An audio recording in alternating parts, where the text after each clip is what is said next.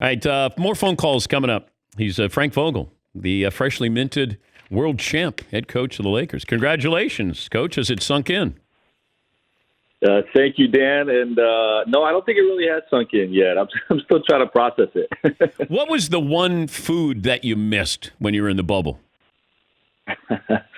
Well, I would say pizza, but they actually shifted the pizza service with about 2 or 3 weeks to go, and the room service pizza ended up being really good. But good pizza was one. I'd say ice cream and Jersey Mike's. Just some cold cut stuff. Well, you being from Jersey, getting a shout out for Jersey Mike's. Well done by you. The biggest challenge from obviously being quarantined, but just the coaching aspect of this, what was the challenge? Well, it was just, obviously the playoffs are always challenging in themselves, but with just making sure that everybody was staying lifted mentally, emotionally, staying connected with our group. Obviously with everybody being able to go home to their families.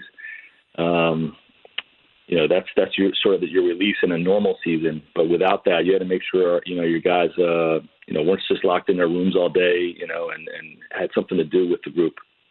I was also wondering, I thought the younger teams were going to do better in the bubble because they didn't have families that, okay, we're away for a couple of months. There's no opposing crowds. There's no, tough environment to go into. Did you sense any of that the younger teams may have played a little more carefree?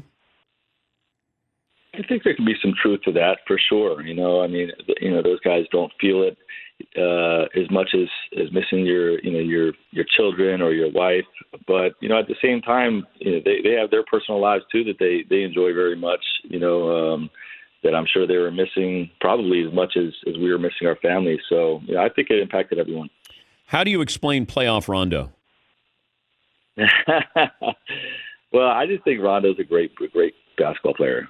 Like a great basketball player, and obviously, you get up there in age a little bit, and guys like that may not have the ability to do it every night over 82 games.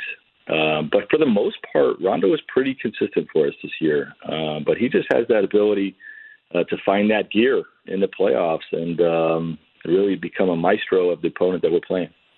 When you called LeBron the greatest player the basketball universe has ever seen, and if you don't think you know, you don't know. What did you mean? What did you mean by that? Well, there's a LeBron James that you see on SportsCenter every day, and for me that I compete against, and being around him every day, you just get a peek at the inside of his mind and what he brings to the table day to day, in terms of managing our team. And the feedback that he brings, he's not just going out there and shooting and defending, scoring and defending. He's very involved intellectually in the growth of your team, with game plans and schemes and offensive systems and spacing. And I mean, the guy has really seen it all, and he's got all the answers to the test.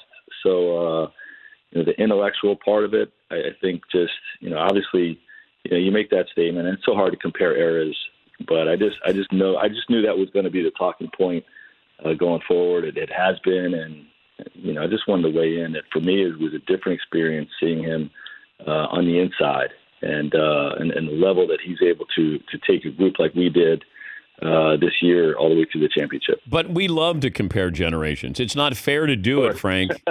I mean, you know where I'm going here. You think he's better than Jordan? I grew up, the number one Michael Jordan fan on earth. I mean, I was from the Philadelphia area, and Jordan was king, and he still is king. But I just, to me, being around LeBron James, my vote's with him. That's simple. Yeah, I have said before, look, Jordan was 6-0. I understand all that, and you can say he's the greatest player of all time. And maybe it's an easy way out because I want to avoid the argument because I just think it's a silly, waste of time. You're never going to convince somebody to change. When you have your first love or your first favorite band or your whatever it might be, you're not changing. But LeBron will have the greatest basketball resume in the sports history when it's all said and done. Whether you want to say he's the greatest player of all time, that's up to you or whoever else. But he will be the most decorated or have the greatest, resume. And to actually live up to the hype, Frank, it's so hard for athletes nowadays to live up to the hype. He exceeded the hype, and he's still playing at a very high. He was the best player in basketball this year, which is amazing for a guy at 35 with that much mileage on him. What's he got? 3 full seasons of postseason basketball, something crazy like that.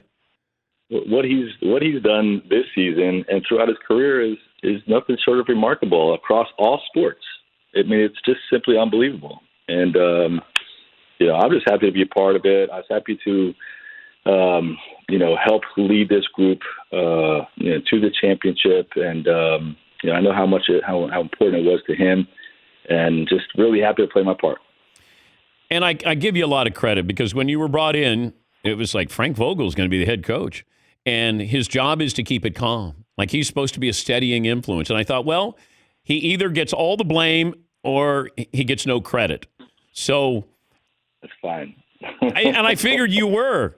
But that's why it worked out. I don't think you ever said, how about a little love here for the head coach? Because you did keep it calm and not easy. And then you go into the bubble and you got to keep it calm. So I don't know how many people will say it, but you did a wonderful job this year, and it should be pointed out. Not that you're asking for it, but you did a great job, and I hope people remember this role that you played. Well, I really appreciate that, Dan, and like I said, I'm just fortunate. This is like the Lakers' job is the greatest job in all of coaching. At least in basketball. I mean, you talk about other sports, but it's the greatest coaching job in all of basketball. So I'm just fortunate to be given this opportunity and, to be able to play my part and win our championship the first year. It doesn't get any better than that, right? So I'm pretty happy right now. Now the pressure's really on, Frank. But if I had told you when you get fired by the Magic, hey, you're going to win a championship with the Lakers, you would have said? Never would have believed it in a million years. Yeah. Well, I remember when I saw you in Orlando that day at the hotel and right. When you were talking to Chauncey Billups? Yeah, that's right, yeah. Yeah, and it dawned on me when you won the championship that here you are in Orlando with the Magic at the time, and then all of a sudden here you are as a champion of the LA Lakers. Crazy. Do you think you ever take your family to Disney World anytime soon? No, absolutely not. I'll be back in the Disney area. Although my daughters, they got a lot of friends back in Orlando that they want to go back and visit. So you never know. We might be back in that area sometime soon. When are you playing basketball next season? Who knows? I read a lot of different things. I've intentionally blocked out anything regarding next year until this season was finally over. So now I just literally read the article this morning by I think Brian Windhorst, and I'll start thinking about it now. But I intentionally try not to think about next year during this playoff run. And when do you find out what Anthony Davis is going to do? How involved are you with that? I'll be involved, but I have no idea what the dates look like.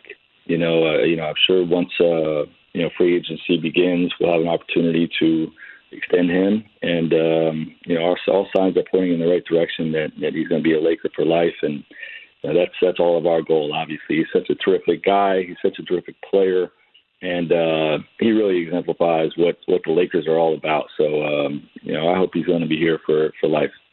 Well, congrats, Coach, and enjoy the downtime. Like you would be going to training camp now, wouldn't you? Yes, we're just getting started. It's the greatest thing of all time.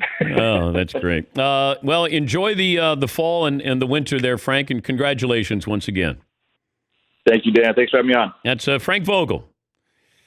I remember Frank. He was a Division III basketball player. I don't remember him playing, obviously. He played at a college in Pennsylvania. And then he started to write letters to Rick Pitino. So Pitino had talked about this. He was the head coach at Kentucky. And Frank Vogel was writing letters to Rick Pitino, and he wanted to transfer so he could be the student manager on the basketball team under Rick Pitino. And then Pitino goes to the Celtics. Frank got his start in the NBA as a video coordinator. That's basically, I think, you bring in the VCR, you bring in the monitor, Maybe you logged some tapes there. Boy, crazy. He did a great job in Indiana, got fired in Orlando, and now you're the head coach of the LA Lakers.